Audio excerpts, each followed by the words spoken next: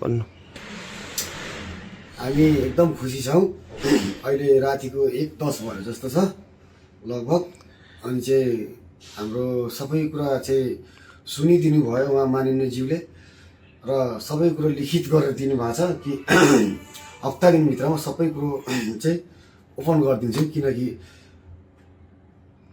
नयाँ नियम लागू गर्नलाई टाइम दिनुपर्छ, किन सङ्घीय बस्नु पर्यो अनि तपाईँको अर्को के भन्छ यो संसद बस्नु पर्यो, त्यसपछि क्याबिनेट बस्यो, त्यसपछि अनि बल्ल निर्णय दिनुहुन्छ। तुरुन्तै समय लाग्दैन। खुसी लाग्यो नि आजको, एकदम म सन्तुष्ट। तपाईँको चित्त बुझाइ के छ? ठिक छ नि? न्याय पाउनु भएको छ? सानो नानीले चाहिँ मान्छेले त्यहाँ हामीलाई पनि तपाईँहरूलाई पनि हामीले अन्याय गर्यौँ भनेर के भनेछ? नाम अमर भयो। मलाई भेटायो, मलाई म म चाहिँ चाहेको एकदम यही थियो। सन्तुष्टि छु।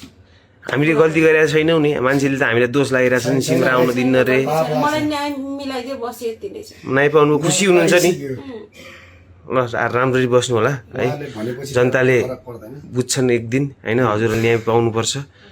सधैँ हामी तपाईँहरूको साथमा छौँ है। धन्यवाद।